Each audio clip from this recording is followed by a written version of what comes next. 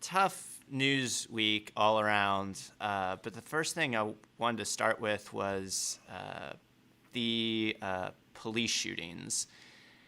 Um, there's a lot of ways to go on this, but they just keep happening. And it seems like they're getting worse. Um, I think Vox wrote an article about, or maybe it was The Intercept, I can't remember who it was, but just about the prevalence of cameras is just making it like so much more in our face.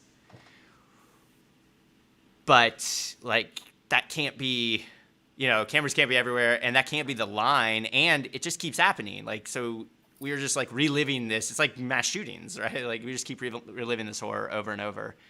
So I know, Ron, you had something you wanted to like lead off with. That's probably way better than that. Yeah, I want to speak to our listeners about the purpose of policing.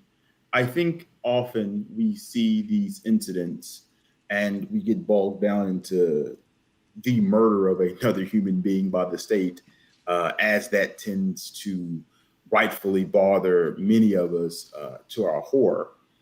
But I'd like to speak about the broader purpose of policing. And once you speak about the broader purpose of policing, you understand why these aren't isolated incidents, why they are interconnected, and why they continue to happen. So, Minneapolis, right? Dante, the guy that was killed, was in a suburb of Minneapolis. This week is the George Floyd trial that happened in Minneapolis. A few years ago, you had Philando Castile in Minneapolis, right? So it continues to happen in Minneapolis. And I think if we take a step back and look at Minneapolis and Minnesota through the lens of the purpose of policing, we'll get a broader understanding of what we need to be talking about and why policing cannot be reformed.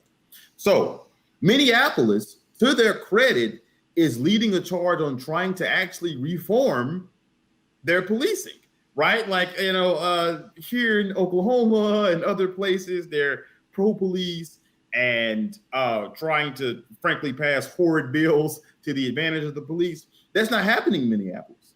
Like, for better or for worse, they are actually taking steps to reform their police department. And we get this killing this week. And so if one of the maybe the forerunner of police reform in America of any major cities, and they can't stop this from happening, maybe we should stop just looking solely at police and the purpose and look more at the purpose of policing and what that entails. So a couple of statistics, right? Before we get into that, the purpose of policing, right? Protection and service. I do think that the police protect some people and serve some people. The issue we have is they don't protect or serve all people as state actors should. In fact, it's quite the opposite. They murder some people, right? So yeah, the opposite of protection and service. So let's look at Minneapolis in particular, and some data points about how it exists for its Black population, how it exists for its white population, and how that affects policing. So, what state, by the way, Minneapolis is a very liberal and progressive city. Minnesota is a liberal and progressive place. It has Democratic representation. It has a Democratic governor. One of the most prominent senators is a Democrat from Minnesota. So this is a comparatively progressive place. What state do you believe would have the greatest income inequality amongst Black residents and white residents? It ain't Mississippi. It ain't Louisiana. It ain't Texas. It ain't Oklahoma. It's Minnesota. yeah, The state with the biggest disparity amongst high school graduates in America. It ain't Mississippi. It ain't Louisiana. It ain't Arkansas. It ain't Texas. It's Minnesota. The city with the second largest income disparities amongst Black and white residents. Number one is Milwaukee. Number two ain't Jackson, Mississippi. Number two ain't Atlanta, Georgia. It ain't Houston, it ain't Dallas, it ain't New Orleans. It's Minneapolis. So you have arguably the most unequal place in America amongst its black residents and its white residents. Education, home ownership, income, all of these metrics. So you have that, and you continue to have police shootings, in which minor traffic stops lead to the murder by the state of a black person. Well, let's get back to protecting and serving. Who are the police protecting? They're protecting the white residents hoarding of wealth, ill-gotten gains from a history of racial oppression, and servicing that by killing and black people if need be, while oppressing and militarizing their communities.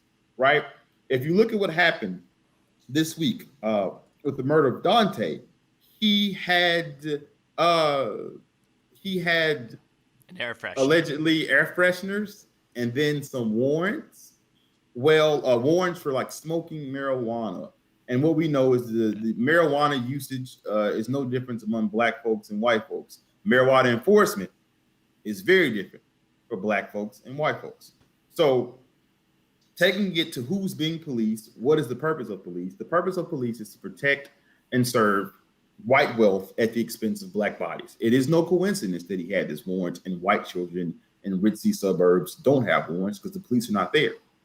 The police are in the black communities of Minneapolis, the black communities of Oklahoma City, the black communities of Chicago, the black communities of any city you want to name. Is their job, it is their purpose to police black folks and protect and serve white folks from whatever it is that they have gotten at the expense of black folks. And then what they've gotten is wealth and all of the advantages come along with that. And so once we begin to understand that this place, this progressive place, by the way, comparatively progressive, at least for American standards, continues to murder black folks. It's trying to reform its police. It's failing horribly.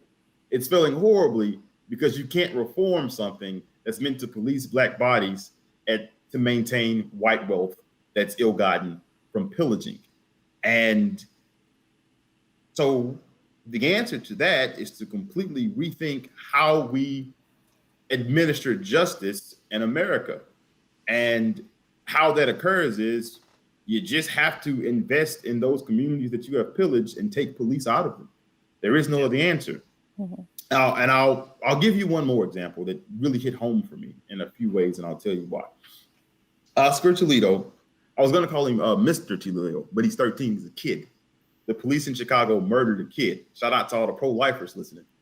I know Mr. Toledo's cousin, and how I know her and why I know her is a broader theme as to a continuation of Minneapolis, and it happens in Chicago, I lived there for 6 years. It's my favorite city. I know his cousin because she worked on a corner at a store between the law school and where I lived on the South Side. So for 3 years, I would be in the store where she worked. There's a Subway, like University of Chicago corner store. So I would be there studying, et cetera, encounter her many times, still Facebook friends. We chop it up from time to time, check in, whatever. But she didn't attend the university, and she didn't live there in Hyde Park. And that's purposeful. And I spoke to you about the disparities of Minneapolis. Let me tell you about the disparities of Chicago. Having lived there in 6 years, it's my favorite city in the world. I'm from Hugo, Oklahoma, the beating heart of Little Dixie. And they wear that proudly. The Confederate flag flies high where I'm from. There is no secret about why they call themselves Little Dixie. They trying to be like Big Dixie. And I don't think I need to go into a detail as to how Big Dixie treats black folks. And Little Dixie is hell-bent on treating his black folks, my people, as bad, if not worse. Having come from there, the most segregated city I've ever lived in is not Hugo, Oklahoma, it's Chicago, Illinois. And so, Miss Toledo, Oscar's cousin, would go work in Hyde Park and go to one of the most segregated neighborhoods in the history, in America, the most segregated big city in America. She stayed over in a predominantly Mexican neighborhood. And I stayed in a primarily black neighborhood. And the housing, the wealth from the housing, the policing in Chicago is 100% connected to the segregated housing there, right? All of that is interconnected. And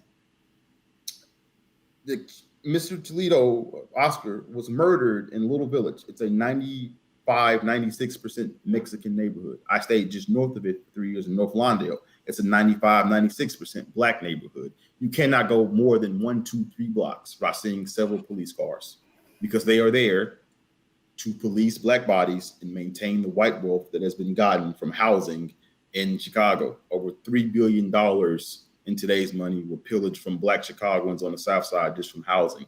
They are there to maintain that disparity in wealth. They are not there to make communities safer.